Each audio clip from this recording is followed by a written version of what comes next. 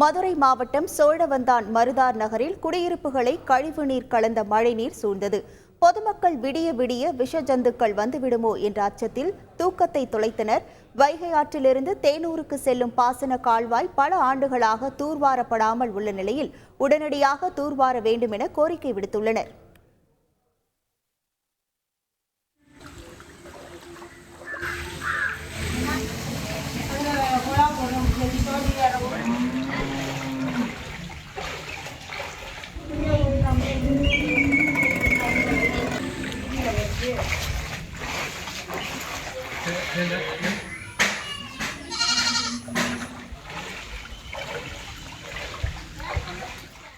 பூரா தண்ணி பிடிச்சி கஞ்சி தண்ணி காய்ச்சி குடிக்க முடியல, கொள்ள முடியல, ரொம்ப தொந்தரவாக இருக்குது. இது ஒரு நல்ல முறையில் செஞ்சு கொடுக்கணும்.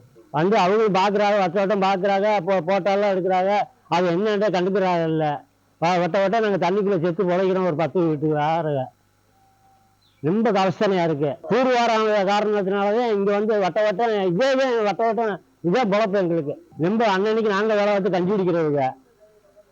இப்படி கிடந்தா தண்ணிக்கெல்லாம் வேலைக்கு போக முடியல, கஞ்சிக்கு என்ன செய்யுது, ரொம்ப கஷ்டமா இருக்கு. ஆட்டுக்குட்டியெல்லாம் நிறைய ஆடு போயிடுச்சு, குட்டியெல்லாம் தண்ணிக்குள்ள செத்து போச்சு.